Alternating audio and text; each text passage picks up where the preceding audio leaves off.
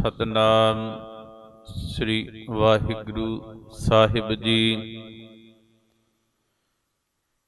ਸਤਿਗੁਰ ਕੀ ਜਿਸਨੂੰ ਮਤਿ ਆਵੈ, ਸੋ ਸਤਿਗੁਰ ਮਾਹੇ ਸਮਾਨਾ।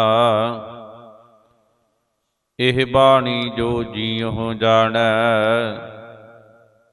ਤਿਸ ਅੰਤਰ ਰਵੈ ਹਰਿ ਨਾਮਾ।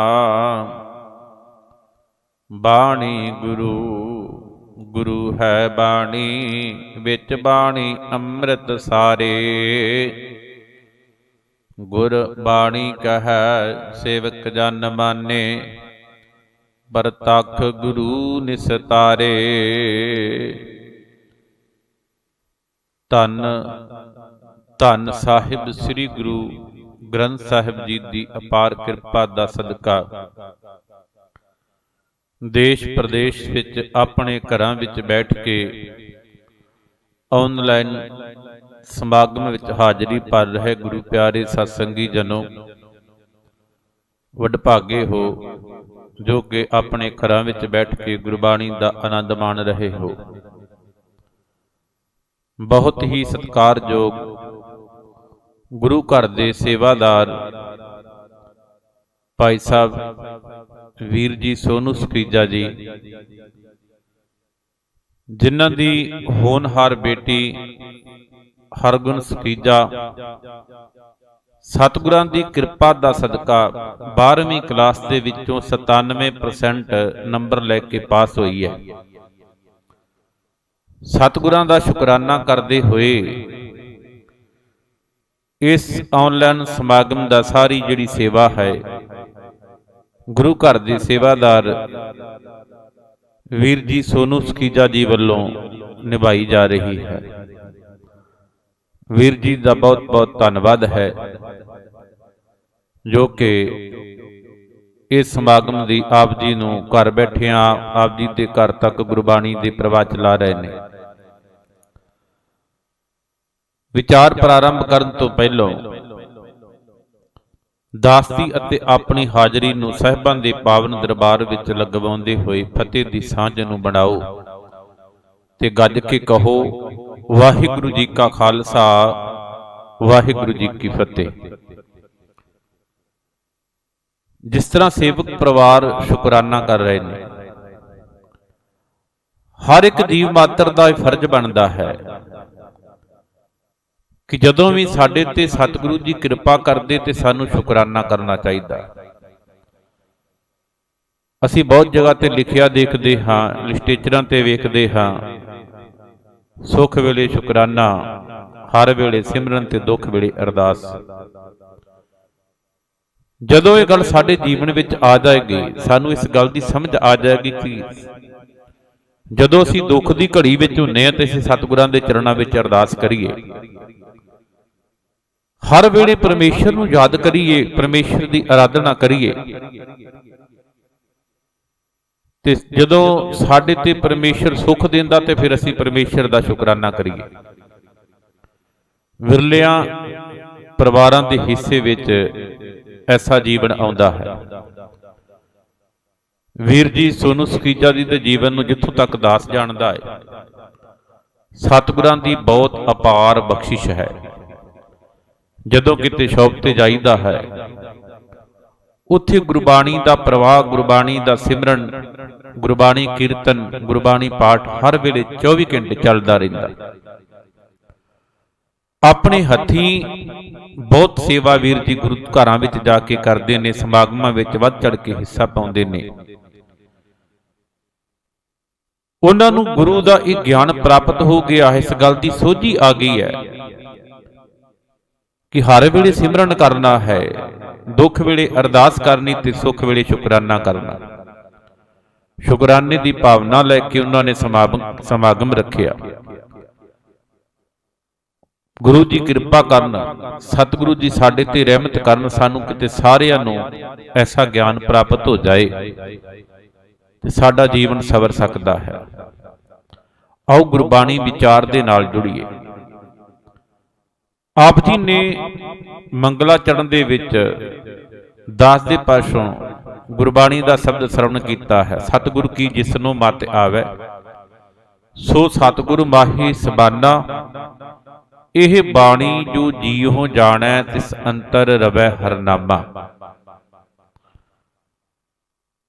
ਜਿਹਨੂੰ ਗੁਰੂ ਦੀ ਮੱਤ ਆ ਗਈ, ਗੁਰੂ ਦੀ ਦੱਸੇ ਹੋਏ ਰਸਤੇ ਤੇ ਚੱਲਣ ਦੀ ਸੋਝੀ ਆ ਗਈ, ਜਿਹਨੂੰ ਇਸ ਗਿਆਨ ਹੋ ਗਿਆ ਕਿ ਸਤਿਗੁਰੂ ਦੀ ਬਾਣੀ ਸਮਝਾਉਂਦੀ ਕੀ ਹੈ, ਉਹਦੇ ਤੇ ਕਿਰਪਾ ਹੋ ਜਾਂਦੀ ਹੈ। ਕਿਉਂਕਿ ਬਾਣੀ ਸਿੱਖ ਦਾ ਗੁਰੂ ਹੈ। ਬਾਣੀ ਗੁਰੂ ਹੈ ਬਾਣੀ, ਵਿੱਚ ਬਾਣੀ ਅੰਮ੍ਰਿਤ ਸਾਰੇ। ਗੁਰ ਬਾਣੀ ਕਹੈ, ਸੇਵਕ ਜਨ ਮਾਨੇ, ਪ੍ਰਤੱਖ ਗੁਰੂ ਨਿਸਤਾਰੇ। ਬਾਣੀ ਗੁਰੂ ਦਾ ਸਿੱਖ ਹੈ। ਵਾਹਿਗੁਰੂ ਜੀ, ਬਾਣੀ ਸਿੱਖ ਦੀ ਗੁਰੂ ਹੈ ਤੇ ਬਾਣੀ ਨੇ ਸਾਨੂੰ ਦੱਸਣਾ ਹੈ ਅਸੀਂ ਜੀਵਨ ਕਿਸ ਤਰ੍ਹਾਂ ਜੀਣਾ ਹੈ। ਸਾਨੂੰ ਉੱਥੋਂ ਗਿਆਨ ਮਿਲਣਾ ਹੈ। ਇੱਕ ਇਨਸਾਨ ਅਗਿਆਨਤਾ ਦੇ ਅੰਧੇਰੇ ਦੇ ਵਿੱਚ ਜ਼ਿੰਦਗੀ ਜੀਂਦਾ ਹੈ ਤੇ ਜਦੋਂ ਉਹਨੂੰ ਗੁਰੂ ਦੇ ਸ਼ਬਦ ਤੋਂ ਗਿਆਨ ਮਿਲਦਾ ਹੈ। ਅਸੀਂ ਬਾਣੀ ਕਿਉਂ ਪੜ੍ਹਨੀ ਹੈ? ਕਿਉਂਕਿ ਬਾਣੀ ਦੇ ਵਿੱਚੋਂ ਸਾਨੂੰ ਜੀਵਨ ਜੀਣ ਦੀ ਜਾਚ ਮਿਲਣੀ ਹੈ। ਸਾਨੂੰ ਸੋਝੀ ਮਿਲਣੀ ਸਾਡੇ ਜੀਵਨ ਦਾ ਮਨੋਰਥ ਕੀ ਹੈ, ਅਸੀਂ ਸੰਸਾਰ ਤੇ ਕਿਉਂ ਆਏ ਹਾਂ। ਗੁਰੂ ਨੇ ਸਾਨੂੰ ਗਿਆਨ ਦੇਣਾ ਤੇ ਗੁਰੂ ਦੇ ਗਿਆਨ ਤੋਂ ਸੱਖਣਾ ਇਨਸਾਨ ਮੰਨ ਲਓ ਅੱਖਾਂ ਤੋਂ ਅੰਨਾ ਹੈ। ਅਸੀਂ ਅਗਿਆਨਤਾ ਦੇ ਅੰਧੇਰੇ ਦੇ ਵਿੱਚ ਜੀਵਨ ਜੀ ਰਹੇ ਹਾਂ ਜਿੰਨੀ ਦੇਰ ਤੱਕ ਗੁਰੂ ਦਾ ਗਿਆਨ ਸਾਡੇ ਕੋਲ ਨਹੀਂ ਹੈ। ਜਿੰਨੀ ਦੇਰ ਤੱਕ ਸਾਨੂੰ ਗੁਰੂ ਦੀ ਬਾਣੀ ਦੀ ਸਮਝ ਨਹੀਂ ਆਉਂਦੀ, ਸੀ ਬਾਣੀ ਪੜ੍ਹਦੇ ਨਹੀਂ। ਬੇਸ਼ੱਕ ਸਾਡੇ ਕੋਲ ਦੁਨੀਆ ਦੇ ਸੁੱਖ ਆ ਜਾਣ, ਪਰ ਗੁਰੂ ਦੇ ਗਿਆਨ ਤੋਂ ਬਗੈਰ ਇਨਸਾਨ ਅਗਿਆਨਤਾ ਦੇ ਅੰਧੇਰੇ ਦੇ ਵਿੱਚ ਜੀਵਨ ਜੀ ਰਿਹਾ। ਗੁਰੂ ਦੀ ਬਾਣੀ ਦਾ ਫਰਮਾਨ ਹੈ, ਜੇ ਸੋ ਚੰਦਾ ਉਗਵੈ ਸੂਰਜ ਚੜ੍ਹੇ ਹਜ਼ਾਰ, ਏਤੇ ਚਾਨਣ ਹੁੰਦਿਆਂ ਗੁਰ ਬਿਨ ਘੋਰ ਅੰਧਾਰ। ਅਸੀਂ ਆਪਣੇ ਘਰਾਂ ਦੇ ਵਿੱਚ ਰੋਸ਼ਨੀ ਵਾਸਤੇ ਪ੍ਰਬੰਧ ਕਰ ਲੈਂਦੇ, ਲਾਈਟਾਂ ਜਗਾ ਲੈਂਦੇ ਆ। ਦਿਨ ਦੇ ਵਿੱਚ ਸਾਨੂੰ ਸੂਰਜ ਰੋਸ਼ਨੀ ਦਿੰਦਾ, ਰਾਤ ਦੇ ਵਿੱਚ ਚੰਦਰਮੇ ਦੀ ਰੋਸ਼ਨੀ ਹੈ। ਪਾਤਸ਼ਾਹ ਜੀ ਬਾਣੀ ਵਿੱਚ ਕਹਿੰਦੇ, ਜੇ 100 ਚੰਦਾ ਉਗਵੈ, 100 ਚੰਦਰਮਾ ਇਕੱਠਾ ਚੜ ਜਾਏ, ਸੂਰਜ ਚੜ੍ਹੇ ਹਜ਼ਾਰ ਸੂਰਜ ਦੀ ਰੋਸ਼ਨੀ ਇਕੱਠੀ ਹੋ ਜਾਏ। ਇਹ ਬਾਹਰ ਦਾ ਚਾਨਣ ਤੇ ਬਹੁਤ ਸਾਰਾ ਇਕੱਠਾ ਹੋ ਗਿਆ, ਪਰ ਪਾਤਸ਼ਾਹ ਜੀ ਕਹਿੰਦੇ ਬਾਹਰ ਦੇ ਚਾਨਣ ਦੇ ਨਾਲ ਗੱਲ ਨਹੀਂ ਬਣਨੀ ਜਿੰਨੀ ਦੇਰ ਤੱਕ ਸਾਡੇ ਅੰਦਰ ਦਾ ਦੀਵਾ ਨਾ ਜਗਿਆ, ਸਾਡੇ ਅੰਦਰ ਰੋਸ਼ਨੀ ਨਾ ਆਈ। ਇੱਥੇ ਚਾਨਣ ਹੁੰਦਿਆਂ ਗੁਰ ਬਿਨ ਘੋਰ ਅੰਧਾਰ। ਇੰਨੇ ਚਾਨਣ ਹੋਣ ਦੇ ਬਾਵਜੂਦ ਵੀ ਜੇ ਗੁਰੂ ਦਾ ਗਿਆਨ ਸਾਡੇ ਕੋਲ ਨਹੀਂ, ਬਾਣੀ ਦਾ ਗਿਆਨ ਨਹੀਂ, ਤੇ ਮਾਨੋ ਅਸੀਂ ਅਗਿਆਨਤਾ ਦੇ ਅੰਧੇਰੇ ਵਿੱਚ ਜ਼ਿੰਦਗੀ ਜੀ ਰਹੇ ਹਾਂ। ਸਾਡਾ ਜੀਵਨ ਅੰਧੇਰੇ ਦੇ ਵਿੱਚ ਨਿਰਵਾਹ ਹੋ ਰਿਹਾ ਹੈ। ਤੇ ਗੁਰੂ ਦੇ ਗਿਆਨ ਸਾਨੂੰ ਕਿਸ ਤਰ੍ਹਾਂ ਰੋਸ਼ਨੀ ਦਿੰਦਾ ਹੈ? ਅਸੀਂ ਰੋਜ਼ ਬਾਣੀ ਵਿੱਚ ਪੜ੍ਹਦੇ ਹਾਂ, ਗਿਆਨ ਅੰਜਨ ਗੁਰ ਦੀਆ, ਅਗਿਆਨ ਅੰਧੇਰ ਬਿਨਾਸ਼, ਹਰ ਕਿਰਪਾ ਤੇ ਸੰਤ ਭੇਟਿਆ, ਨਾਨਕ ਬਨ ਪ੍ਰਗਾਸ। ਗੁਰੂ ਦੇ ਗਿਆਨ ਦਾ ਉਹ ਸੁਰਮਾ ਹੈ। ਗੁਰੂ ਨੇ ਸਾਨੂੰ ਗਿਆਨ ਦਾ ਸੁਰਮਾ ਸਾਡੀ ਅਗਿਆਨਤਾ ਵਾਲੀ ਅੱਖ ਵਿੱਚ ਪਾ ਦਿੱਤਾ ਤੇ ਮਾਨੋ ਸਾਡੇ ਅਗਿਆਨਤਾ ਦਾ ਅੰਧੇਰਾ ਖਤਮ ਹੋ ਗਿਆ ਤੇ ਗਿਆਨ ਦਾ ਪ੍ਰਕਾਸ਼ ਹੋ ਗਿਆ। ਗੁਰੂ ਨੇ ਗਿਆਨ ਦਿੱਤਾ, ਗੁਰੂ ਦੀ ਬਾਣੀ ਨੂੰ ਪੜ੍ਹ ਕੇ ਸਾਨੂੰ ਸਮਝ ਆਈ ਸਾਡੇ ਜੀਵਨ ਦਾ ਮਨੋਰਥ ਕੀ ਹੈ। ਤੇ ਜਿਹਨੂੰ ਸਮਝ ਆ ਗਈ ਉਹਦੀ ਜ਼ਿੰਦਗੀ ਵਿੱਚ ਫਿਰ ਅੰਧੇਰਾ ਨਹੀਂ, ਫਿਰ ਚਾਨਣ ਹੈ, ਫਿਰ ਲੋ ਹੈ। ਉਹਨੂੰ ਸਮਝ ਆ ਗਈ ਕਿ ਸਾਡਾ ਜੀਵਨ ਅਸੀਂ ਕਿਸ ਤਰ੍ਹਾਂ ਨਿਰਵਾਹ ਕਰਨਾ, ਗੁਰਮੁਖੋਂ ਮਾਫ ਕਰਨਾ। ਅਸੀਂ ਨਿਤ ਬਾਣੀ ਪੜ੍ਹਦੇ ਹਾਂ, ਸਾਡੇ ਘਰਾਂ ਦੇ ਵਿੱਚ ਅਸੀਂ ਕਹਿ ਦਿੰਦੇ ਅਸੀਂ ਇੰਨੀਆਂ ਬਾਣੀਆਂ ਦਾ ਨਿਤਨੇਮ ਕੀਤਾ, ਇੰਨੀਆਂ ਬਾਣੀਆਂ ਦਾ ਅਸੀਂ ਪਾਠ ਕਰਦੇ ਹਾਂ, ਪਰ ਕੇਵਲ ਪੜ੍ਹਨ ਦੇ ਨਾਲ ਗੱਲ ਨਹੀਂ ਬਣਨੀ। ਜਿੰਨੀ ਦੇਰ ਤੱਕ ਬਾਣੀ ਨੂੰ ਪੜ੍ਹ ਕੇ ਅਸੀਂ ਵਿਚਾਰਦੇ ਨਹੀਂ ਹੈ, ਜਦੋਂ ਬਾਣੀ ਨੂੰ ਪੜ੍ਹ ਕੇ ਵਿਚਾਰਨ ਦਾ ਯਤਨ ਕਰਾਂਗੇ ਫਿਰ ਪਤਾ ਲੱਗੇਗਾ ਕਿ ਜੀਵਨ ਕਿਸ ਤਰ੍ਹਾਂ ਜੀਣਾ ਹੈ। ਬਾਣੀ ਚਾਨਣ ਸਾਡੀ ਜ਼ਿੰਦਗੀ ਵਿੱਚ ਕਿਸ ਤਰ੍ਹਾਂ ਕਰਦੀ ਹੈ। ਕਬੀਰ ਸਾਹਿਬ ਜੀ ਦੇ 2 ਸ਼ਲੋਕ ਨੇ। ਕਬੀਰ ਸਤਿਗੁਰ ਸੂਰਮੇ ਬਾਹਿਆ ਬਾਣ, ਜੋ ਏਕ ਲਾਗਤ ਹੀ ਭੋਏ ਮਿਲ ਗਿਆ, ਪਰਿਆ ਕਰੇ ਜੇ ਛੇਕ। ਕਬੀਰ ਸਾਹਿਬ ਜੀ ਕਹਿੰਦੇ ਨੇ ਕਿ ਸਤਿਗੁਰ ਸੂਰਮੇ, ਸਤਿਗੁਰੂ ਨੇ ਗਿਆਨ ਦਾ ਤੀਰ ਮਾਰਿਆ ਤੇ ਜਿਸ ਹਿਰਦੇ ਨੂੰ ਉਹ ਤੀਰ ਵਿੰਨ ਗਿਆ, ਬਾਣੀ ਦਾ ਤੀਰ ਗੁਰੂ ਦੇ ਸ਼ਬਦ ਦਾ ਤੀਰ ਉਸ ਜੀਵ ਦਾ ਪਾਰ ਉਤਾਰਾ ਹੋ ਗਿਆ। ਉਹਦੀ ਅਗਿਆਨਤਾ ਖਤਮ ਹੋ ਗਈ, ਉਹਨੂੰ ਪਤਾ ਲੱਗ ਗਿਆ ਜੀਵਨ ਕਿਸ ਤਰ੍ਹਾਂ ਜੀਣਾ ਹੈ। ਹੁਣ ਆਪ ਜੀ ਦੇ ਸਮਕਸ਼ ਮੈਂ ਇਤਿਹਾਸ ਦੇ ਵਿੱਚੋਂ ਇੱਕ ਸ਼ਬਦ ਦੀ ਤੁਕ ਲੈ ਕੇ ਤੇ ਇਤਿਹਾਸਕ ਘਟਨਾ ਆਪ ਜੀ ਦੇ ਨਾਲ ਸਾਂਝੀ ਕਰਕੇ ਕਿ ਗੁਰੂ ਦੇ ਸ਼ਬਦ ਅਸੀਂ ਬਾਣੀ ਨਿਤ ਪੜ੍ਹਦੇ ਹਾਂ, ਸਾਡੇ ਤੇ ਬਾਣੀ ਕਿੰਨਾ ਕੁ ਅਸਰ ਕਰਦੀ ਤੇ ਗੁਰੂ ਦਾ ਸ਼ਬਦ ਦਾ ਜਿਹੜਾ ਤੀਰ ਹੈ ਜਦੋਂ ਹਿਰਦੇ ਨੂੰ ਵਿੰਨਦਾ ਤੇ ਕਿਸ ਤਰ੍ਹਾਂ ਸਾਡਾ ਜੀਵਨ ਬਦਲਦਾ। ਪਹਿਲੀ ਗੱਲ ਗੁਰੂ ਅੰਗਦ ਦੇਵ ਜੀ ਦੇ ਜੀਵਨ ਤੋਂ ਲੈ ਲਈਏ। ਉਹਨਾਂ ਨੇ ਭਾਈ ਜੋਧ ਤੋਂ ਇੱਕ ਸ਼ਬਦ ਸੁਣਿਆ ਸੀ ਤੇ ਗੁਰੂ ਦੀ ਸ਼ਰਨ ਵਿੱਚ ਆ ਕੇ ਸੇਵਾ ਕੀਤੀ ਤੇ ਗੁਰੂ ਪਦਵੀ ਤੇ ਪਹੁੰਚ ਗਏ। ਉਸ ਤੋਂ ਬਾਅਦ ਗੁਰੂ ਅਮਰਦਾਸ ਜੀ ਦੇ ਜੀਵਨ ਨੂੰ ਅਸੀਂ ਜਦੋਂ ਪੜ੍ਹਦੇ ਹਾਂ ਤੇ ਉਹਨਾਂ ਦੇ ਜੀਵਨ ਦੇ ਵਿੱਚੋਂ ਸਾਨੂੰ ਇਹ ਗੱਲ ਦਾ ਪਤਾ ਲੱਗਦਾ ਕਿ ਗੁਰੂ ਦਾ ਸ਼ਬਦ ਇੱਕ ਮਨੁੱਖ ਦੇ ਜੀਵਨ ਨੂੰ ਕਿਸ ਤਰ੍ਹਾਂ ਬਦਲ ਦਿੰਦਾ ਹੈ। ਗੁਰੂ ਦੇ ਸ਼ਬਦ ਦਾ ਤੀਰ ਹਿਰਦੇ ਨੂੰ ਵਿੰਨਦਾ ਕਿਸ ਤਰ੍ਹਾਂ ਹੈ। ਬਾਬਾ ਅਮਰਦਾਸ ਜੀ ਉਮਰ ਇਹਨਾਂ ਦੀ 60-62 ਸਾਲ ਦੀ ਹੋ ਗਈ ਹੈ, ਬਜ਼ੁਰਗੀ ਦੇ ਵਿੱਚ ਪਹੁੰਚ ਗਏ ਨੇ। ਆਪਣੇ ਵੱਲੋਂ ਧਾਰਮਿਕ ਕਰਮ ਵੀ ਕਰਦੇ ਨੇ, ਯਾਤਰਾ ਵੀ ਹਰ ਸਾਲ ਜਾਂਦੇ ਨੇ, ਦੇਵੀ ਦੇ ਦਰਸ਼ਨਾਂ ਲਈ ਜਾਂਦੇ ਨੇ, ਪਰ ਜ਼ਿੰਦਗੀ ਦੇ ਵਿੱਚ ਅਜੇ ਗੁਰੂ ਧਾਰਨ ਨਹੀਂ ਕੀਤਾ।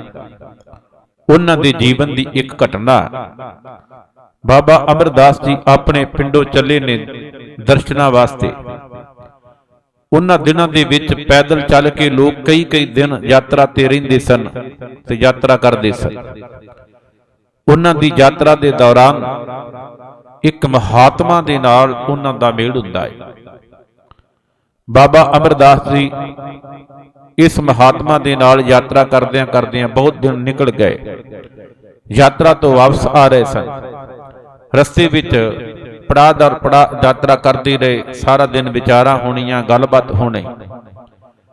ਪਰ ਜਦੋਂ ਬਾਬਾ ਅਮਰਦਾਸ ਜੀ ਦਾ ਪਿੰਡ ਆਇਆ, ਬਾਬਾ ਅਮਰਦਾਸ ਜੀ ਕਹਿੰਦੇ ਮਹਾਤਮਾ ਜੀ ਹੁਣ ਮੇਰਾ ਨਗਰ ਆ ਗਿਆ, ਮੈਂ ਆਪਣੇ ਘਰ ਦੇ ਵਿੱਚ ਟਿਕ ਜਾਣਾ, ਤੁਹਾਡੀ ਮੰਜ਼ਿਲ ਅਜੇ ਹੋਰ ਅੱਗੇ ਹੈ, ਮੈਂ ਚਾਹੁੰਦਾ ਤੁਸੀਂ ਕੁਝ ਸਮਾਂ ਮੇਰੇ ਘਰ ਵਿੱਚ ਰੁਕੋ, ਆਪਾਂ ਹੋਰ ਵਿਚਾਰਾਂ ਕਰਾਂਗੇ, ਹੋਰ ਆਪਸ ਵਿੱਚ ਬੈਠ ਕੇ ਅਸੀਂ satsang ਕਰਾਂਗੇ। ਉਹ ਮਹਾਤਮਾ ਬਾਬਾ ਅਮਰਦਾਸ ਜੀ ਦੇ ਘਰ ਆਏ ਤੇ ਜਦੋਂ ਮਹਾਤਮਾ ਜੀ ਬਾਬਾ ਅਮਰਦਾਸ ਜੀ ਦੇ ਘਰ ਆਏ ਨਾ, ਉਸ ਵੇਲੇ ਜਦੋਂ ਸਾਡੇ ਘਰ ਵਿੱਚ ਕੋਈ ਅੱਜ ਵੀ ਮਹਿਮਾਨ ਆਵੇ, ਸਭ ਤੋਂ ਪਹਿਲਾਂ ਉਹਨੂੰ ਜਲ ਪਾਣੀ ਛਕਾਉਂਦੇ ਆ। ਤੇ ਬਾਬਾ ਅਮਰਦਾਸ ਜੀ ਦੇ ਘਰੋਂ ਇਸ ਮਹਾਤਮਾ ਨੂੰ ਜਦੋਂ ਜਲ ਛਕਾਉਣ ਵਾਸਤੇ ਛੰਨਾ ਜਲ ਦਾ ਦਿੱਤਾ ਗਿਆ, ਹੁਣ ਹੱਸਦੇ ਵਿੱਚ ਇਸ ਮਹਾਤਮਾ ਦੇ ਛੰਨਾ ਜਲ ਵਾਲਾ ਹੈ ਤੇ ਉਧਰ ਗੱਲਬਾਤ ਵੀ ਕਰਦੇ ਨੇ। ਜਲ ਛਕਣ ਲੱਗੇ ਇੱਕ ਵਾਰ ਕਹਿੰਦੇ ਨੇ, ਪੁਰਖਾ ਆਪਾਂ ਕੁਝ ਦਿਨਾਂ ਤੋਂ ਯਾਤਰਾ ਦੇ ਵਿੱਚ ਆ, ਬੜੇ ਚੰਗੇ ਦਿਨ ਨਿਕਲੇ, ਅਸੀਂ ਆਪਸ ਵਿੱਚ ਗੱਲਬਾਤ ਕੀਤੀ, ਵਿਚਾਰਾਂ ਹੋਈਆਂ, ਪਰ ਪੁਰਖਾ ਮੈਂ ਭੁੱਲ ਗਿਆ, ਤੁਹਾਡੇ ਤੋਂ ਇੱਕ ਗੱਲ ਤਾਂ ਅਜੇ ਮੈਂ ਪੁੱਛੀ ਨਹੀਂ। ਬਾਬਾ ਅਮਰਦਾਸ ਜੀ ਕਹਿੰਦੇ ਮਹਾਤਮਾ ਜੀ ਕਿਹੜੀ ਗੱਲ ਹੈ, ਹੁਣ ਪੁੱਛ ਲਓ। ਤੇ ਬਾਬਾ ਅਮਰਦਾਸ ਜੀ ਨੂੰ ਇਹ ਮਹਾਤਮਾ ਕਹਿੰਦਾ ਕਿ ਮੈਂ ਤੁਹਾਨੂੰ ਪੁੱਛਣਾ ਭੁੱਲ ਗਿਆ, ਤੁਹਾਡੀ ਜ਼ਿੰਦਗੀ ਦੇ ਵਿੱਚ ਤੁਸੀਂ ਗੁਰੂ ਕਿਸ ਨੂੰ ਧਾਰਨ ਕੀਤਾ, ਕਿਸ ਨੂੰ ਆਪਣਾ ਗੁਰੂ ਮੰਨਦੇ ਹੋ? ਤੇ ਬਾਬਾ ਅਮਰਦਾਸ ਜੀ ਸਹਿਜ ਸੁਭਾਅ ਕਹਿੰਦੇ ਕਿ ਮਹਾਤਮਾ ਜੀ ਸੱਚ ਪੁੱਛੋ ਤੇ ਅਜੇ ਤੱਕ ਮੈਂ ਆਪਣੀ ਜ਼ਿੰਦਗੀ ਦੇ ਵਿੱਚ ਗੁਰੂ ਧਾਰਨ ਨਹੀਂ ਕੀਤਾ, ਅਜੇ ਮੈਂ ਗੁਰੂ ਧਾਰਨ ਨਹੀਂ ਕੀਤਾ, ਅਜੇ ਮੈਂ ਗੁਰੂ ਦੀ ਭਾਲ ਵਿੱਚ ਆ। ਇੰਨੀ ਗੱਲ ਸੁਣਨ ਦੀ ਦੇਰ ਸੀ, ਉਸ ਮਹਾਤਮਾ ਨੇ ਆਪਣੇ ਹੱਥ ਵਿੱਚ ਫੜਿਆ ਹੋਇਆ ਪਾਣੀ ਦਾ ਜਲ ਦਾ ਛੰਨਾ ਜਿਹੜਾ ਸੀ ਇੱਕਦਮ ਥੱਲੇ ਰੱਖ ਦਿੱਤਾ, ਉੱਠ ਕੇ ਖਲੋ ਗਿਆ, ਕਹਿਣ ਲੱਗਾ ਮੇਰੇ ਰਾਮ ਮੈਨੂੰ ਬਖਸ਼ ਲੈਣਾ, ਮੈਂ ਭੁਲੇਖੇ ਦੇ ਵਿੱਚ ਇੱਕ ਨਿਗੁਰੇ ਦੀ ਸੰਗਤ ਕੁਝ ਦਿਨ ਕੀਤੀ ਹੈ। ਨਾਲ ਬਾਬਾ ਅਮਰਦਾਸ ਜੀ ਨੂੰ ਬੋਲਣ ਲੱਗੇ, ਕਹਿਣ ਲੱਗੇ ਪੁਰਖਾ ਤੇਰੀ 60 ਸਾਲ ਦੀ ਉਮਰ ਹੋ ਗਈ, ਅਜੇ ਤੱਕ ਤੂੰ ਨਗੁਰਾ ਤੁਰਿਆ ਫਿਰਦਾ, ਅਜੇ ਤੱਕ ਤੂੰ ਆਪਣੀ ਜ਼ਿੰਦਗੀ ਵਿੱਚ ਗੁਰੂ ਧਾਰਨ ਨਹੀਂ ਕੀਤਾ, ਤੂੰ ਆਪਣੀ ਜ਼ਿੰਦਗੀ ਦੇ ਵਿੱਚ ਤੇ ਕੁਝ ਖੱਟਣਾ ਨਹੀਂ, ਨਿਗੁਰਿਆਂ ਚਲਿਆ ਜਾਣਾ ਹੈ। ਪਰ ਯਾਦ ਰਹੇ ਤੂੰ ਮੇਰੀ ਜ਼ਿੰਦਗੀ ਦੇ ਵਿੱਚ ਕੀਤੇ ਹੋਏ ਸ਼ੁਭ ਕਰਮਾਂ ਦੇ ਉੱਤੇ ਪਾਣੀ ਫੇਰ ਕੇ ਰੱਖ ਦਿੱਤਾ। ਮੇਰੇ ਸ਼ੁਭ ਕਰਮ ਵੀ ਤੂੰ ਖਤਮ ਕਰ ਦਿੱਤੇ ਨੇ, ਕਿਉਂਕਿ ਮੈਂ ਇੱਕ ਨਿਗੁਰੇ ਦੀ ਸੰਗਤ ਕੀਤੀ ਹੈ। ਫਿਰ ਕਹਿੰਦੇ ਨੇ ਮੇਰੇ ਰੱਬ ਜੀ, ਮੇਰੇ ਰਾਮ ਜੀ, ਮੈਨੂੰ ਬਖਸ਼ ਲੈਣਾ। ਮੈਂ ਨਿਗੁਰੇ ਦੀ ਸੰਗਤ ਕੀਤੀ, ਮੈਨੂੰ ਨਹੀਂ ਸੀ ਪਤਾ ਇਹ ਇਨਸਾਨ ਨਿਗੁਰਾ ਹੈ। ਮੈਂ ਤੇ ਇਹਨੂੰ ਗੁਰੂ ਵਾਲਾ ਸਮਝ ਕੇ ਇਹਦੇ ਨਾਲ ਸੰਗਤ ਕੀਤੀ ਹੈ। ਇੰਨੀ ਗੱਲ ਕਹਿੰਦਿਆਂ ਹੋਇਆਂ ਉਹ ਮਹਾਤਮਾ ਗੁੱਸੇ ਵਿੱਚ ਆ ਕੇ ਜਲ ਵਾਲਾ ਛੰਨਾ ਥੱਲੇ ਰੱਖ ਕੇ ਰਾਮ ਰਾਮ ਕਹਿੰਦਾ ਹੋਇਆ ਬਾਬੇ ਅਮਰਦਾਸ ਜੀ ਦੇ ਘਰ ਨੂੰ ਛੱਡ ਕੇ ਆਪਣੀ ਮੰਜ਼ਿਲ ਵੱਲ ਤੁਰ ਪਿਆ। ਹੁਣ ਇਸ ਮਹਾਤਮਾ ਦੇ ਬੋਲ ਅੱਜ ਬਾਬਾ ਅਮਰਦਾਸ ਜੀ ਦੇ ਕੰਨਾਂ ਦੇ ਵਿੱਚ ਗੂੰਜਦੇ ਨੇ, ਵਾਰ-ਵਾਰ ਉਹ ਕੰਨਾਂ ਦੇ ਵਿੱਚ ਸੁਣਾਈ ਦਿੰਦੇ ਨੇ। ਅੱਜ ਰਾਤ ਨੂੰ ਬਾਬਾ ਅਮਰਦਾਸ ਜੀ ਆਪਣੇ ਬਿਸਤਰੇ ਤੇ ਲੇਟੇ ਨੇ। ਲੇਟੇ ਜ਼ਰੂਰ ਨੇ, ਪਰ ਅੱਖਾਂ ਦੇ ਵਿੱਚ ਨੀਂਦ ਨਹੀਂ ਆ ਰਹੀ, ਬੇਚੈਨੀ ਹੈ। ਉਸ ਮਹਾਤਮਾ ਦੇ ਕਹੇ ਹੋਏ ਬੋਲ ਵਾਰ-ਵਾਰ ਇਹਦੇ ਹਿਰਦੇ ਨੂੰ, ਇਸ ਬਾਬਾ ਅਮਰਦਾਸ ਜੀ ਦੇ ਹਿਰਦੇ ਵਿੱਚ ਸੁਣਾਈ ਦਿੰਦੇ ਨੇ। ਪੁਰਖਾ, ਤੇਰੀ 60 ਸਾਲ ਦੀ ਉਮਰ ਹੋ ਗਈ, ਤੂੰ ਅਜੇ ਤੱਕ ਨਿਗੁਰਾ। ਇਹ ਬੋਲ ਵਾਰ-ਵਾਰ ਕੰਨਾਂ ਦੇ ਵਿੱਚ ਗੂੰਜਦੇ ਨੇ। ਮੇਰੇ ਰਾਮ ਜੀ, ਮੈਨੂੰ ਮਾਫ ਕਰ ਦੇਣਾ, ਮੈਂ ਨਿਗੁਰੇ ਦੀ ਸੰਗਤ ਕੀਤੀ ਹੈ। ਨਿਗੁਰੇ ਦੀ ਸੰਗਤ ਕਰਨ ਮੇਰੇ ਕੀਤੇ ਹੋਏ ਸ਼ੁਭ ਕਰਮਾਂ ਤੇ ਪਾਣੀ ਫਿਰ ਗਿਆ। ਇਹਨਾਂ ਬੋਲਾਂ ਨੇ ਬਾਬਾ ਅਮਰਦਾਸ ਜੀ ਨੂੰ ਬੇਚੈਨ ਕਰਕੇ ਰੱਖਿਆ। ਸਾਰੀ ਰਾਤ ਅੱਖਾਂ ਦੇ ਵਿੱਚ ਨੀਂਦ ਨਹੀਂ ਪਈ। ਪ੍ਰਭਾਤ ਹੋਈ ਹੈ, ਅੰਮ੍ਰਿਤ ਵੇਲਾ ਹੋਇਆ। ਬਾਬਾ ਅਮਰਦਾਸ ਜੀ ਦੇ ਘਰ ਦੇ ਬਿਲਕੁਲ ਗੁਆਂਢ ਨਾਲ ਭਰਾ ਦਾ ਘਰ ਹੈ, ਤੇ ਭਰਾ ਦੇ ਘਰੋਂ ਇੱਕ ਆਵਾਜ਼ ਅੱਜ ਕੰਨਾਂ ਵਿੱਚ ਪਈ। ਉਹ ਆਵਾਜ਼ ਕਿਸ ਦੀ ਸੀ? ਉਹ ਆਵਾਜ਼ ਸੀ ਬੀਬੀ ਅਮਰੋ ਦੀ। ਬੀਬੀ ਅਮਰੋ ਗੁਰੂ ਅੰਗਦ ਦੇਵ ਜੀ ਦੀ ਪੁੱਤਰੀ ਹੈ, ਤੇ ਬਾਬਾ ਅਮਰਦਾਸ ਜੀ ਗੁਰੂ ਅਮਰਦਾਸ ਜੀ ਇਹਨਾਂ ਦੇ ਸਕੇ ਭਰਾ ਦੀ ਨੂੰਹ ਹੈ। ਹੁਣ ਸਕੇ ਭਰਾ ਦੇ ਘਰੋਂ ਭਰਾ ਦੀ ਨੂੰਹ ਦੀ ਮੁਖ ਤੋਂ ਆਵਾਜ਼ ਸੁਣਦੇ ਨੇ, ਕੰਨਾਂ ਵਿੱਚ ਆਵਾਜ਼ ਪਈ। ਤੇ ਆਵਾਜ਼ ਕਿਹਦੀ ਸੀ? ਆਵਾਜ਼ ਸੀ ਗੁਰੂ ਨਾਨਕ ਦੇਵ ਜੀ ਦੁਆਰਾ ਉਚਾਰਨ ਕੀਤੇ ਹੋਏ ਸ਼ਬਦ ਦੀ। ਬੀਬੀ ਅਮਰੋ ਸਵੇਰੇ ਉੱਠ ਕੇ ਆਪਣੇ ਘਰ ਵਿੱਚ ਦੁੱਧ ਰਿੜਕਦੀ ਹੈ ਤੇ ਨਾਲ ਦੀ ਨਾਲ ਬਾਣੀ ਪੜ੍ਹਦੀ ਹੈ। ਉਹ ਸ਼ਬਦ ਬਾਬਾ ਅਮਰਦਾਸ ਜੀ ਦੇ ਕੰਨਾਂ ਦੇ ਵਿੱਚ ਸੁਣਾਈ ਦੇਣ ਲੱਗਾ। ਕਾਇਆ ਆਰਣ ਮਨ ਵਿੱਚ ਲੋਹਾ, ਪੰਚ ਅਗਨ ਤਿਤ ਲਾਗ ਰਹੀ। ਕੋਇਲੇ ਪਾਪ ਪੜੇ ਤਿਸ ਉਪਰ ਮਨ ਜਲਿਆ। ਸੰਨੀ ਚਿੰਤ ਭਈ ਭਇਆ ਮਨੂਰ, ਕੰਚਨ ਫਿਰ ਹੋਵੇ ਜੇ ਗੁਰ ਮਿਲੇ ਤਿਨੇਹਾ। ਏਕ ਨਾਮ ਅੰਮ੍ਰਿਤ ਉਹ ਦੇਵੈ, ਤੋ ਨਾਨਕ ਤ੍ਰਿਸ਼ਟਸ ਦੇਹਾ। ਇਹ ਸ਼ਬਦ ਨੇ ਸੁਣਦਿਆਂ ਸਾਰ ਹੀ ਸ਼ਬਦ ਨੂੰ ਬਾਬਾ ਅਮਰਦਾਸ ਜੀ ਦੇ ਹਿਰਦੇ ਨੂੰ ਕੁਝ ਸਕੂਨ ਹੋਇਆ। ਤੁਰ ਪਏ ਨੇ ਆਪਣੇ ਘਰੋਂ ਭਰਾ ਦੇ ਘਰ ਵੱਲ। ਜਾ ਕੇ ਜਿੱਥੇ ਬੀਬੀ ਅਮਰੋ ਦੁੱਧ ਰੜਕਦੀ ਸੀ, ਜਾ ਕੇ ਕੋਲ ਖੜੇ ਹੋ ਗਏ। ਬੇਟਾ, ਇਹ ਕਿਸ ਦਾ ਕਲਾਮ ਹੈ? ਇਹ ਕਿਸ ਦੀ ਬਾਣੀ ਹੈ ਜਿਸ ਨੂੰ ਤੁਸੀਂ ਉਚਾਰਨ ਕਰ ਰਹੇ ਹੋ? ਬੀਬੀ ਅਮਰੋ ਕਹਿਣ ਲੱਗੀ ਕਿ ਬਾਬਾ ਜੀ ਜਾਂ ਪਿਤਾ ਜੀ, ਇਹ ਬਾਣੀ ਗੁਰੂ ਨਾਨਕ ਦੇਵ ਜੀ ਸਾਹਿਬ ਜੀ ਦੀ ਹੈ। ਗੁਰੂ ਨਾਨਕ ਸਾਹਿਬ ਜੀ ਦੀ ਬਾਣੀ ਹੈ। ਉਹਨਾਂ ਦੀ ਗੱਦੀ ਤੇ ਹੁਣ ਮੇਰੇ ਪਿਤਾ ਜੀ ਬਿਰਾਜਮਾਨ ਨੇ। ਬੇਟਾ, ਇਹ ਸ਼ਬਦ ਨੂੰ ਦੁਬਾਰਾ ਗਾਇਨ ਕਰੋ। ਇਹ ਸ਼ਬਦ ਤੁਸੀਂ ਪੜ੍ਹਦੇ ਹੋ, ਇਹ ਮੇਰੇ ਹਿਰਦੇ ਤੇ ਬੜਾ ਸਕੂਨ ਮੈਨੂੰ ਮਿਲਦਾ ਹੈ। ਇੰਜ ਲੱਗਦਾ ਜਿਵੇਂ ਕੋਲਿਆਂ ਦੇ ਉੱਤੇ ਪਾਣੀ ਪੈ ਕੇ ਹਿਰਦਾ ਠੰਡਾ ਹੁੰਦਾ ਹੈ। ਇਸ ਤਰ੍ਹਾਂ ਮੇਰੇ ਹਿਰਦੇ ਨੂੰ ਸ਼ਾਂਤੀ ਮਿਲਦੀ ਹੈ। ਬੀਬੀ ਅਮਰੋ ਨੇ ਸ਼ਬਦ ਨੂੰ ਦੁਬਾਰਾ ਗਾਇਨ ਕੀਤਾ। ਬੇਟਾ, ਇਸ ਸ਼ਬਦ ਦੇ ਅਰਥ ਕਰਕੇ ਦੱਸੋ, ਇਹ ਗੁਰੂ ਨਾਨਕ ਸਾਹਿਬ ਜੀ ਦਾ ਕਲਾਮ, ਗੁਰੂ ਨਾਨਕ ਸਾਹਿਬ ਜੀ ਦੀ ਬਾਣੀ ਦੇ ਅਰਥ ਕੀ ਨੇ?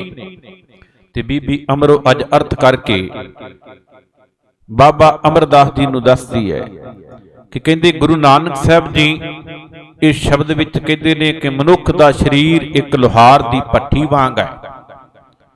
ਮਨੁੱਖ ਦਾ ਸਰੀਰ ਇੱਕ ਲੋਹਾਰ ਦੀ ਭੱਠੀ ਵਾਂਗ ਹੈ। ਕਾਇਆ ਆਰਣ, ਤੇ ਮਨੁੱਖ ਦਾ ਮਨ ਇੱਕ ਲੋਹਾਰ ਦੀ ਕਿਰਤ ਨੂੰ ਅਸੀਂ ਦੇਖਦੇ ਆ ਨਾ, ਉਹਦੇ ਕੋਲ ਇੱਕ ਭੱਠੀ ਹੈ। ਭੱਠੀ ਦੇ ਵਿੱਚ ਅੱਗ ਬਾਲਦਾ, ਉਹਦੇ ਵਿੱਚ ਲੋਹੇ ਦੇ ਟੁਕੜੇ ਨੂੰ ਰੱਖ ਕੇ ਗਰਮ ਕਰਦਾ ਹੈ। ਉਸ ਲੋਹੇ ਦੇ ਟੁਕੜੇ ਨੂੰ ਗਰਮ ਕਰਨ ਵਾਸਤੇ ਉਹਦੇ ਕੋਲ ਕੋਲੇ ਨੇ, ਕੋਲੇ ਪਾ ਕੇ ਅੱਗ ਬਾਲਦਾ। ਜਦੋਂ ਅੱਗ ਮੱਠੀ ਹੋਣ ਲੱਗਦੀ, ਚੁੱਕ ਕੇ ਹੋਰ ਕੋਲੇ ਪਾ ਦਿੰਦਾ। ਉਹ ਲੋਹਾ ਗਰਮ ਹੁੰਦਾ, ਉਹਦੇ ਤੋਂ ਔਜ਼ਾਰ ਤਿਆਰ ਕਰਦਾ ਹੈ। ਪਰ ਯਾਦ ਰਹੇ ਇਹ ਲੋਹਾਰ ਤੋਂ ਲੋਹਾ ਗਰਮ ਕਰਦਿਆਂ ਜਦੋਂ ਲੋਹਾ ਜ਼ਿਆਦਾ ਸੜ ਜਾਏ ਤੇ ਅਸੀਂ ਕਹਿੰਦੇ ਲੋਹਾ ਮਨੂਰ ਹੋ ਗਿਆ। ਲੋਹਾ ਜ਼ਿਆਦਾ ਸੜ ਗਿਆ, ਲੋਹਾਰ ਨੇ ਚੁੱਕ ਕੇ ਬਾਹਰ ਰੱਖ ਦਿੱਤਾ, ਕਹਿੰਦਾ ਹੁਣ ਇਹਦੇ ਤੋਂ ਕੋਈ ਔਜ਼ਾਰ ਨਹੀਂ ਬਣ ਸਕਦਾ ਕਿਉਂਕਿ ਇਹ ਲੋਹਾ ਸੜ ਜ਼ਿਆਦਾ ਗਿਆ। ਇਹ ਲੋਹਾ ਮਨੂਰ ਹੋ ਗਿਆ, ਕਿਸੇ ਵੀ ਕੰਮ ਨਹੀਂ ਆ ਸਕਦਾ, ਬੇਕਾਰ ਹੋ ਗਿਆ, ਚੁੱਕ ਕੇ ਦੂਰ ਸੁੱਟ ਦਿੰਦਾ। ਤੇ ਬੀਬੀ ਅਮਰੋ ਜੀ ਗੁਰੂ ਨਾਨਕ ਸਾਹਿਬ ਜੀ ਦੀ ਬਾਣੀ ਦੇ ਅਰਥ ਕਰਦੇ ਨੇ, ਕਹਿੰਦੇ ਨੇ ਮਨੁੱਖ ਦਾ ਮਨ ਲੋਹਾਰ ਦੀ ਭੱਠੀ ਵਾਂਗ ਹੈ ਤੇ ਮਨੁੱਖ ਦਾ ਹਿਰਦਾ ਸਰੀਰ ਜਿਹੜਾ ਲੋਹਾਰ ਦੀ ਭੱਠੀ ਹੈ ਤੇ ਮਨੁੱਖ ਦਾ ਮਨ ਵਿੱਚ ਮੰਨ ਲਓ ਇੱਕ ਲੋਹੇ ਦਾ ਟੁਕੜਾ ਪਿਆ ਹੈ। ਜਿਸ ਤਰ੍ਹਾਂ ਲੋਹਾਰ ਦੀ ਭੱਠੀ ਵਿੱਚ ਲੋਹੇ ਦਾ ਟੁਕੜਾ ਸੜਦਾ ਹੈ, ਮਨੁੱਖ ਦਾ ਸਰੀਰ ਲੋਹਾਰ ਦੀ ਭੱਠੀ ਵਾਂਗ ਹੈ। ਇਹਦੇ ਵਿੱਚ ਮਨੁੱਖ ਦਾ ਜਿਹੜਾ ਮਨ ਹੈ ਉਸ ਲੋਹੇ ਦੇ ਟੁਕੜੇ ਵਾਂਗ ਹੈ। ਕਾਇਆ ਆਰਣ ਮਨ ਵਿੱਚ ਲੋਹਾ, ਪੰਚ ਅਗਨ ਤਿਤ ਲਾਗ ਰਹੀ। ਕਹਿੰਦੇ ਇਸ ਮਨੁੱਖ ਦੇ ਸਰੀਰ ਰੂਪੀ ਭੱਠੀ ਦੇ ਵਿੱਚ ਜਦੋਂ ਮਨ ਲੋਹੇ ਦਾ ਟੁਕੜਾ ਬਣ ਕੇ ਸੜਦਾ ਤੇ ਇੱਥੇ ਅੱਗ ਕਿਹੜੀ ਲੱਗੀ? ਕਹਿੰਦੇ ਪੰਜਾਂ ਵਿਕਾਰਾਂ ਦੀ ਅੱਗ ਲੱਗੀ ਹੈ। ਕਾਮ, ਕ੍ਰੋਧ, ਲੋਭ, ਮੋਹ, ਅਹੰਕਾਰ ਦੀ ਅੱਗ ਜਿਹੜੀ ਹੈ ਇਸ ਮਨ ਰੂਪੀ ਲੋਹੇ ਨੂੰ ਸਾੜਦੀ ਪਈ ਹੈ। ਕਾਇਆ ਆਰਣ ਮਨ ਵਿੱਚ ਲੋਹਾ, ਪੰਚ ਅਗਨ ਤਿਤ ਲਾਗ ਰਹੀ। ਕੋਇਲੇ ਪਾਪ ਪੜੇ ਤਿਸ ਉੱਪਰ। ਕਹਿੰਦੇ ਮਨੁੱਖ ਨੇ ਆਪਣੀ ਜ਼ਿੰਦਗੀ ਵਿੱਚ ਕੀਤੇ ਹੋਏ ਪਾਪ ਜਿਹੜੇ ਨੇ ਮੰਨ ਲਓ ਕੋਲੇ ਦਾ ਕੰਮ ਕਰਦੇ ਨੇ ਮਨੁੱਖ ਦੇ ਮਨ ਨੂੰ ਸਾੜਨ ਦੇ ਵਿੱਚ। ਜਿੱਥੇ ਪੰਜਾਂ ਵਿਕਾਰਾਂ ਦੀ ਅੱਗ ਲੱਗੀ, ਜਦੋਂ ਅੱਗ ਮਿੱਠੀ ਹੋਣ ਲੱਗਦੀ ਹੈ, ਮੱਠੀ ਹੋਣ ਲੱਗਦੀ ਹੈ, ਠੰਡੀ ਹੋਣ ਲੱਗਦੀ ਹੈ ਤੇ ਕੋਇਲੇ ਪਾਪ ਪੜੇ ਤਿਸ ਉੱਪਰ। ਤੇ ਮਨੁੱਖ ਦੀ ਜ਼ਿੰਦਗੀ ਵਿੱਚ ਕੀਤੇ ਹੋਏ ਪਾਪ ਕੋਲੇ ਦਾ ਕੰਮ ਕਰਦੇ ਨੇ, ਉਸ ਅੱਗ ਨੂੰ ਹੋਰ ਭਖਾ ਕੇ ਤੇਜ਼ ਬਾਲਦੇ ਨੇ ਤੇ ਮਨ ਜਲਿਆ। ਸੰਨੀ ਚਿੰਤ ਭਈ, ਚਿੰਤਾ ਦੀ ਸੰਨੀ ਨੇ ਇਸ ਮਨ ਰੂਪੀ ਲੋਹੇ ਦੇ ਟੁਕੜੇ ਰੂਪੀ ਮਨ ਨੂੰ ਪਲਟ ਕੇ ਸਾੜਿਆ। ਜਿਸ ਤਰ੍ਹਾਂ ਲੋਹਾਰ ਆਪਣੀ ਭੱਠੀ ਦੇ ਵਿੱਚ ਲੋਹੇ ਦੇ ਟੁਕੜੇ ਨੂੰ ਸੰਨੀ ਦੇ ਨਾਲ ਪਲਟ ਕੇ ਸਾੜਦਾ। ਮਨ ਸਨਿਆ, ਮਨ ਜਲਿਆ, ਸੰਨੀ ਚਿੰਤ ਭਈ, ਮਨ ਸੜ ਗਿਆ, ਚਿੰਤਾ ਦੀ ਸੰਨੀ ਨੇ ਪਲਟ ਕੇ ਸਾੜਿਆ। ਫਿਰ ਪਾਤਸ਼ਾਹ ਜੀ ਕਹਿੰਦੇ, ਬੀਬੀ ਅਮਰੋ ਕਹਿੰਦੀ, ਗੁਰੂ ਨਾਨਕ ਸਾਹਿਬ ਜੀ ਕਹਿੰਦੇ ਨੇ ਮਨੁੱਖ ਦਾ ਮਨ ਸੜ ਗਿਆ ਤੇ ਲੋਹਾਰ ਦਾ ਲੋਹਾ ਸੜ ਗਿਆ। ਲੋਹਾਰ ਦਾ ਲੋਹਾ ਸੜ ਕੇ ਜਦੋਂ ਮਨੂਰ ਹੋਇਆ ਉਹਨੇ ਚੁੱਕ ਕੇ ਬਾਹਰ ਰੱਖ ਦਿੱਤਾ। ਕਹਿੰਦਾ ਹੁਣ ਇਹਦੇ ਤੋਂ ਔਜ਼ਾਰ ਨਹੀਂ ਬਣਨਾ। ਕਹਿੰਦੇ ਗੁਰੂ ਨਾਨਕ ਦੇਵ ਜੀ ਦੇ ਘਰ ਦੇ ਵਿੱਚ ਉਹ ਬਰਕਤ ਹੈ ਜੇ ਮਨੁੱਖ ਦਾ ਮਨ ਸੜ ਕੇ ਮਨੂਰ ਹੋ ਗਿਆ, ਪਾਪਾਂ ਦੀ ਅੱਗ ਵਿੱਚ ਚਿੰਤਾ ਦੀ ਸੰਨੀ ਨੇ ਪਲਟ ਕੇ ਸਾੜਿਆ। ਤੇ ਕਹਿੰਦੇ ਇਸ ਗੁਰੂ ਨਾਨਕ ਦੇ ਘਰ ਵਿੱਚ ਉਹ ਬਰਕਤ ਹੈ, ਮਨ ਜਲਿਆ ਸੰਨੀ ਚਿੰਤ ਭਈ, ਭਇਆ ਮਨੂਰ ਕੰਚਨ ਫਿਰ ਹੋਵੈ, ਜੇ ਗੁਰ ਮਿਲੇ ਤਨੇਹਾ। ਕਹਿੰਦੇ ਗੁਰੂ ਨਾਨਕ ਦੇ ਘਰ ਵਿੱਚ ਉਹ ਬਰਕਤ ਹੈ, ਇੱਥੇ ਮਨੂਰ ਹੋਇਆ ਮਨ। ਲੋਹਾਰ ਦਾ ਲੋਹਾ ਬੇਸ਼ੱਕ ਸੜ ਕੇ ਲੋਹੇ ਦੇ ਕੰਮ ਨਹੀਂ ਆਉਂਦਾ, ਉਹਦੇ ਤੋਂ ਕੋਈ ਔਜ਼ਾਰ ਤਿਆਰ ਨਹੀਂ ਹੁੰਦਾ, ਪਰ ਕਹਿੰਦੇ ਗੁਰੂ ਨਾਨਕ ਦੇ ਘਰ ਵਿੱਚ ਉਹ ਬਰਕਤ ਹੈ, ਮਨੁੱਖ ਦਾ ਮਨ ਸੜ ਕੇ ਬੇਸ਼ੱਕ ਮਨੂਰ ਹੋ ਗਿਆ ਹੋਵੇ, ਪਰ ਇੱਥੇ ਸੜਿਆ ਹੋਇਆ ਮਨੂਰ ਫਿਰ ਕੰਚਨ ਬਣ ਸਕਦਾ, ਸੋਨਾ ਬਣ ਸਕਦਾ ਜੇ ਪੂਰਾ ਗੁਰੂ ਮਿਲ ਜਾਏ। ਜੇ ਗੁਰੂ ਮਿਲ ਜਾਏ, ਗੁਰੂ ਦਾ ਗਿਆਨ ਮਿਲ ਜਾਏ, ਭਇਆ ਮਨੂਰ ਕੰਚਨ ਫਿਰ ਹੋਵੇ, ਜੇ ਗੁਰ ਮਿਲੇ ਤਨੇਹਾ। ਏਕ ਨਾਮ ਅੰਮ੍ਰਿਤ ਉਹ ਦੇਵੈ, ਤਉ ਨਾਨਕ ਤ੍ਰਿਸ਼ਟ ਸਦੇਹਾ। ਕਹਿੰਦੇ ਗੁਰੂ ਨਾਮ ਰੂਪੀ ਅੰਮ੍ਰਿਤ ਦਿੰਦਾ ਤੇ ਮਨੁੱਖ ਦਾ ਸੜਿਆ ਹੋਇਆ ਮਨ ਫਿਰ ਕੰਚਨ ਬਣ ਜਾਂਦਾ ਹੈ। ਜਦੋਂ ਬਾਬਾ ਅਮਰਦਾਸ ਜੀ ਨੇ ਸ਼ਬਦ ਦੇ ਅਰਥ ਸਮਝੇ, ਕਹਿਣ ਲੱਗੇ, ਬੇਟਾ ਹੁਣ ਮੈਨੂੰ ਉਸ ਗੁਰੂ ਨੂੰ ਮਿਲਾ ਦੇ। ਮੇਰੇ ਅੰਦਰ ਤਾਂਘ ਹੈ ਗੁਰੂ ਨੂੰ ਮਿਲਣ ਦੀ, ਕਿਉਂਕਿ ਇੱਕ ਮਹਾਤਮਾ ਨੇ ਕਿਹਾ ਸੀ, ਤੂੰ ਨਿਗੁਰਾ ਤੇਰੀ ਸੰਗਤ ਕਰਕੇ ਮੇਰੇ ਕੀਤੇ ਹੋਏ ਸੁਭ ਕਰਮਾਂ ਤੇ ਪਾਣੀ ਫਿਰ ਗਿਆ। ਅੰਦਰ ਪਿਆਸ ਜਾਗੀ ਗੁਰੂ ਨੂੰ ਮਿਲਣ ਦੀ, ਗੁਰੂ ਦੀ ਤਾਂਘ ਪੈਦਾ ਹੋਈ ਤੇ ਗੁਰੂ ਦੇ ਸ਼ਬਦ ਨੂੰ ਸੁਣ ਕੇ ਅੰਦਰ ਗੁਰੂ ਦੇ ਸ਼ਬਦ ਦਾ ਬਾਣ ਵੱਜਿਆ, ਜਿਹਨੂੰ ਕਬੀਰ ਸਾਹਿਬ ਜੀ ਕਹਿੰਦੇ ਨੇ, ਕਬੀਰ ਸਤਿਗੁਰ ਸੂਰਮੇ ਬਾਹਿਆ ਬਾਣ, ਜੋ ਏਕ ਲਾਗਤ ਹੀ ਭੋਏ ਮਿਲ ਗਿਆ ਪਰਿਆ ਕਨੇਜੇ ਛੇਕ। ਕਹਿੰਦੇ ਗੁਰੂ ਦੇ ਸ਼ਬਦ ਦਾ ਤੀਰ ਇਸ ਤਰ੍ਹਾਂ ਵੱਜਦਾ ਜਿਸ ਤਰ੍ਹਾਂ ਬਾਬਾ ਅਮਰਦਾਸ ਜੀ ਦੇ ਹਿਰਦੇ ਤੇ ਗੁਰੂ ਨਾਨਕ ਦੇਵ ਜੀ ਦੇ ਇੱਕ ਸ਼ਬਦ, ਕੇਵਲ ਇੱਕ ਸ਼ਬਦ ਬੀਬੀ ਅਮਰੋ ਤੋਂ ਸੁਣਿਆ, ਹਿਰਦਾ ਵਿੰਨਿਆ ਗਿਆ, ਅੰਦਰ ਗੁਰੂ ਦੇ ਪ੍ਰਤੀ ਪਿਆਰ ਜਾਗਿਆ, ਗੁਰੂ ਦੇ ਪ੍ਰਤੀ ਪਿਆਰ ਜਾਗਿਆ, ਤਾਂਘ ਜਾਗੀ। ਕਹਿਣ ਲੱਗੇ, ਬੇਟਾ ਹੁਣ ਉਸ ਗੁਰੂ ਨੂੰ ਮਿਲਾ ਦੇ। ਅਗਲੇ ਪਲ ਬੀਬੀ ਅਮਰੋ ਨੂੰ ਨਾਲ ਲੈ ਕੇ ਗੁਰੂ ਸਾਹਿਬ ਜੀ ਨੂੰ ਮਿਲਣ ਵਾਸਤੇ ਚਲੇ ਗਏ। ਜਾ ਕੇ ਗੁਰੂ ਸਾਹਿਬ ਜੀ ਨੂੰ ਜਦੋਂ ਮਿਲਣ ਵਾਸਤੇ ਗਏ ਗੁਰੂ ਅੰਗਦ ਦੇਵ ਜੀ ਨੂੰ, ਤੇ ਗੁਰੂ ਅੰਗਦ ਦੇਵ ਜੀ ਨੇ ਦੇਖਿਆ ਕਿ ਮੇਰੀ ਧੀ ਦੇ ਨਾਲ ਸਹੁਰਾ ਦੀ, ਉਹਨਾਂ ਦੇ ਸਹੁਰੇ ਦਾ ਭਰਾ ਆ ਰਿਹਾ, ਰਿਸ਼ਤੇ ਵਿੱਚ ਕੁੜਮ ਆ ਰਿਹਾ, ਅੱਗੋਂ ਗੱਲ ਵੱਖੜੀ ਪਾਉਣ ਵਾਸਤੇ ਉੱਠੇ। ਤੇ ਬਾਬਾ ਅਮਰਦਾਸ ਜੀ ਕਹਿੰਦੇ ਨੇ, ਗੁਰੂ ਜੀ ਅੱਜ ਮੈਂ ਤੁਹਾਡਾ ਕੁੜਮ ਬਣ ਕੇ ਨਹੀਂ ਦੇ ਆਇਆ, ਅੱਜ ਮੈਂ ਤੁਹਾਡਾ ਸ਼ਰਧਾਲੂ ਸੇਵਕ ਬਣ ਕੇ ਆਇਆ ਹਾਂ। ਹੁਣ ਮੈਨੂੰ ਆਪਣੇ ਚਰਨਾਂ ਦੀ ਸੇਵਾ ਬਖਸ਼ੋ। ਚਰਨਾਂ ਤੇ ਢਹਿ ਕੇ ਮੱਥਾ ਟੇਕਿਆ, ਢਹਿ ਕੇ ਮੱਥਾ ਟੇਕਿਆ। ਤੇ ਉਸ ਵੇਲੇ ਇਤਿਹਾਸ ਕਹਿੰਦਾ ਕਿ ਗੁਰੂ ਅੰਗਦ ਦੇਵ ਜੀ ਨੇ ਬਾਬਾ ਅਮਰਦਾਸ ਜੀ ਨੂੰ ਚੁੱਕ ਕੇ ਸੀਨੇ ਦੇ ਨਾਲ ਲਾਇਆ। ਕਹਿੰਦੇ ਜੀ ਕੁੜਮ ਬਣ ਕੇ ਨਹੀਂ ਆਏ, ਸੇਵਾਦਾਰ ਬਣ ਕੇ ਆਏ ਹੋ, ਤੇ ਗੁਰੂ ਦੀ ਸੇਵਾ ਵਿੱਚ ਡਟ ਜਾਓ। ਇਤਿਹਾਸ ਗਵਾਹ ਹੈ ਬਾਬਾ ਅਮਰਦਾਸ ਜੀ ਨੇ 12 ਸਾਲ ਪੈਦਲ ਗਾਗਰ ਢੋ ਕੇ ਗੁਰੂ ਅੰਗਦ ਦੇਵ ਜੀ ਨੂੰ ਇਸ਼ਨਾਨ ਕਰਾਇਆ। ਤੇ 12 ਸਾਲ ਜਦੋਂ ਸੇਵਾ ਕਰਦੇ ਰਹੇ ਨਾ, ਸੇਵਾਦਾਰ ਬਣ ਕੇ 60 ਸਾਲ ਦੀ ਉਮਰ ਵਿੱਚ ਗਏ ਸਨ। 72 ਸਾਲ ਦੀ ਉਮਰ ਹੋ ਗਈ ਹੈ। ਅੱਜ ਜੁਲਾਹੇ ਦੀ ਖੱਡ ਵਿੱਚ ਡਿੱਗੇ। ਤੇ ਜਦੋਂ ਜੁਲਾਹੇ ਦੀ ਖੱਡ ਵਿੱਚ ਡਿੱਗੇ ਤੇ ਉਹਦੀ ਘਰਵਾਲੀ ਨੇ ਕਿਹਾ, ਜਦੋਂ ਪੁੱਛਿਆ ਕੌਣ ਹੈ, ਰਾਤ ਦੇ ਹਨੇਰੇ ਵਿੱਚ ਲੱਗਾ ਕੋਈ ਡਿੱਗਾ ਆਵਾਜ਼ ਆਈ। ਉਹਦੀ ਘਰਵਾਲੀ ਨੇ ਕਿਹਾ, ਕੌਣ ਹੋਣਾ ਅਮਰੂ ਨਿਥਾਵਾ, ਜਿਹੜਾ ਕੁੜਮਾਂ ਦਾ ਪਾਣੀ ਢੋਂਦਾ ਫਿਰਦਾ। ਇਹ ਗੱਲਬਾਤ ਸੁਣੀ ਹੈ ਬਾਬਾ ਅਮਰਦਾਸ ਜੀ ਨੇ। ਗੁਰੂ ਅੰਗਦ ਦੇਵ ਜੀ ਦੇ ਦਰ ਤੇ ਆਏ, ਪਾਤਸ਼ਾਹ ਜੀ ਅੱਜ ਆਹ ਬੋਲ ਸੁਣਨ ਨੂੰ ਮਿਲੇ ਨੇ, ਅਮਰੂ ਨਿਥਾਵਾ। ਤੇ ਉਸ ਵੇਲੇ ਇਤਿਹਾਸ ਕਹਿੰਦਾ ਗੁਰੂ ਅੰਗਦ ਦੇਵ ਜੀ ਨੇ ਛਾਤੀ ਨਾਲ ਲਾ ਕੇ ਕਿਹਾ, ਨਹੀਂ ਬਾਬਾ ਅਮਰਦਾਸ ਜੀ, ਤੁਸੀਂ ਨਿਥਾਵਿਆਂ ਦੇ ਥਾਵ ਹੋ, ਤੁਸੀਂ ਨਿਮਾਣਿਆਂ ਦੇ ਮਾਣ ਹੋ, ਤੁਸੀਂ ਨਿਕਰਿਆਂ ਦੇ ਘਰ ਹੋ, ਬਹੁਤ ਸਾਰੇ ਵਰ ਦਿੱਤੇ। ਤੇ ਇਤਿਹਾਸ ਗਵਾਹ ਹੈ 12 ਸਾਲ ਸੇਵਾ ਕਰਨ ਤੋਂ ਬਾਅਦ 72 ਸਾਲ ਦੀ ਉਮਰ ਦੇ ਵਿੱਚ ਜਦੋਂ ਗੁਰੂ ਅਮਰਦਾਸ ਜੀ ਨੂੰ ਗੁਰੂ ਪਦਵੀ ਦੇ ਉੱਤੇ ਬਿਠਾਇਆ, ਤੇ ਉਹੀ ਗੁਰੂ ਬਾਬਾ ਅਮਰਦਾਸ ਹੈ ਜਿਹੜਾ ਅੱਜ ਗੁਰੂ ਪਦਵੀ ਤੇ ਬੈਠਾ। ਤੇ ਹਜ਼ਾਰਾਂ ਦੀ ਤਾਦਾਦ ਦੇ ਵਿੱਚ ਆ ਕੇ ਲੋਕ ਨਤਮਸਤਕ ਹੋ ਕੇ ਚਰਨਾਂ ਦੀ ਧੂੜੀ ਨੂੰ ਪ੍ਰਾਪਤ ਕਰਕੇ, ਉਹਨਾਂ ਦੀ ਸੰਗਤ ਕਰਕੇ ਕਹਿੰਦੇ ਸਾਡਾ ਮਨ ਬਾਗੋ ਬਾਗ ਹੋ ਗਿਆ, ਸਾਡਾ ਜੀਵਨ ਸੌਰ ਗਿਆ, ਸਾਡੇ ਕੀਤੇ ਹੋਏ ਮਾੜੇ ਕਰਮਾਂ ਤੇ ਪਾਣੀ ਫਿਰ ਗਿਆ, ਅਸੀਂ ਗੁਰੂ ਦੀ ਸੰਗਤ ਕਰ ਲਈ, ਸਾਡਾ ਪਾਰ ਉਤਾਰਾ ਹੋ ਗਿਆ। ਇਸੇ ਇਨਸਾਨ ਵਾਸਤੇ ਇੱਕ ਆਮ ਇਨਸਾਨ ਸਨ। ਜਦੋਂ ਬਾਬਾ ਅਮਰਦਾਸ ਜੀ, ਇੱਕ ਮਹਾਤਮਾ ਨੇ ਕਿਹਾ ਸੀ, ਪੁਰਖਾ ਤੇਰੀ ਸੰਗਤ ਕਰਨ ਕਾਰਨ ਮੇਰੀ ਜ਼ਿੰਦਗੀ ਵਿੱਚ ਕੀਤੇ ਹੋਏ ਸ਼ੁਭ ਕਰਮਾਂ ਤੇ ਪਾਣੀ ਫਿਰ ਗਿਆ, ਮਾਨੋ ਮੇਰਾ ਜਨਮ ਭ੍ਰਿਸ਼ਟ ਹੋ ਗਿਆ। ਹੁਣ ਉਹੋ ਹੀ ਫਿਰ ਸੜਿਆ ਹੋਇਆ ਮਨ ਕਿਸ ਤਰ੍ਹਾਂ ਗੁਰੂ ਦੇ ਦਰ ਤੇ ਜੇ ਪੂਰਾ ਗੁਰੂ ਮਿਲ ਜਾਏ ਸੇਵਾ ਕਰਕੇ ਕੰਚਨ ਹੁੰਦਾ ਹੈ। ਗੁਰੂ ਅਮਰਦਾਸ ਜੀ ਦੇ ਜੀਵਨ ਤੋਂ ਸਾਨੂੰ ਇਸ ਗੱਲ ਦੀ ਸੋਝੀ ਮਿਲਦੀ ਹੈ ਕਿ ਕਿਸ ਤਰ੍ਹਾਂ ਜਲਿਆ ਹੋਇਆ ਮਨ ਫਿਰ ਗੁਰੂ ਦੇ ਦਰ ਤੇ ਆ ਕੇ ਜੇ ਪੂਰਾ ਗੁਰੂ ਮਿਲ ਜਾਏ, ਪੂਰੇ ਗੁਰੂ ਦੀ ਸੇਵਾ ਕਰਨ ਮਨੁੱਖ ਦਾ ਸੜਿਆ ਹੋਇਆ ਮਨ ਕਿਸ ਤਰ੍ਹਾਂ ਕੰਚਨ ਹੋ ਜਾਂਦਾ ਹੈ। ਇਤਿਹਾਸ ਇਸ ਗੱਲ ਦਾ ਗਵਾਹ ਹੈ। ਗੁਰਮੁਖੋ ਪਾਤਸ਼ਾਹ ਕਿਰਪਾ ਕਰਨ, ਕਿਤੇ ਅਸੀਂ ਬਾਣੀ ਰੋਜ਼ ਪੜ੍ਹਦੇ ਹਾਂ, ਕਿਤੇ ਗੁਰੂ ਦੀ ਬਾਣੀ ਦਾ ਇੱਕ ਬਾਣ ਸਾਡੇ ਹਿਰਦੇ ਨੂੰ ਵਿੰਨ ਜਾਵੇ, ਤਾਂ ਕਿ ਸਾਨੂੰ ਆਪਣੇ ਜੀਵਨ ਜੀਣ ਦੀ ਜਾਂਚ ਆ ਜਾਏ, ਸਾਨੂੰ ਪਤਾ ਲੱਗ ਜਾਏ ਜੀਵਨ ਦਾ ਮਨੋਰਥ ਕੀ ਹੈ, ਸਾਡੇ ਅੰਦਰ ਬਾਣੀ ਧਸ ਜਾਏ, ਸਾਡਾ ਵੀ ਕਿਤੇ ਹਿਰਦਾ ਵਿੰਨਿਆ ਜਾਵੇ, ਸਾਡਾ ਪਾਰ ਉਤਾਰਾ ਹੋ ਜਾਵੇ। ਇਤਨੀਆਂ ਕੁ ਬੇਨਤੀਆਂ ਪ੍ਰਵਾਨ ਕਰਨੀਆਂ ਹੋਈਆਂ। ਬੇਅੰਤ ਭੁੱਲਾਂ ਦੀ ਖਿਮਾ। ਬਹੁਤ ਬਹੁਤ ਧੰਨਵਾਦ ਹੈ ਵੀਰ ਜੀ ਸੋਨੂ ਸਕੀਜਾ ਜੀ ਦਾ, ਜਿਨ੍ਹਾਂ ਨੇ ਇਹ ਸਾਰਾ ਪ੍ਰੋਗਰਾਮ ਉਲੀਕਿਆ ਹੈ। ਤੇ ਬਹੁਤ ਬਹੁਤ ਤਹਿ ਦਿਲ ਤੋਂ ਧੰਨਵਾਦ ਹੈ ਵੀਰ ਜੀ ਗੁੰਬਰ ਸਾਹਿਬ ਜੀ ਦਾ, ਸਿਖਰ ਗੁੰਬਰ ਜੀ ਦਾ, ਅੰਮ੍ਰਿਤ ਗੁਰਬਾਣੀ ਵਾਲਿਆਂ ਦਾ, ਜਿਨ੍ਹਾਂ ਦੇ ਮਾਧਿਅਮ ਦਾ ਸਦਕਾ ਇਹ ਤੁਸੀਂ ਦੇਸਾਂ ਪ੍ਰਦੇਸਾਂ ਵਿੱਚ ਇਸ ਪ੍ਰੋਗਰਾਮ ਨੂੰ ਘਰ ਬੈਠੇ ਆਨੰਦ ਲਈ ਸਰਵਣ ਕਰ ਰਹੇ ਹੋ। ਆਓ ਦਾਸ ਖਿਮਾ ਦਾ ਜਾਚਕ ਹੈ, ਗੱਜ ਕੇ ਕਹੋ ਵਾਹਿਗੁਰੂ ਜੀ ਕਾ ਖਾਲਸਾ, ਵਾਹਿਗੁਰੂ ਜੀ ਕੀ ਫਤਿਹ।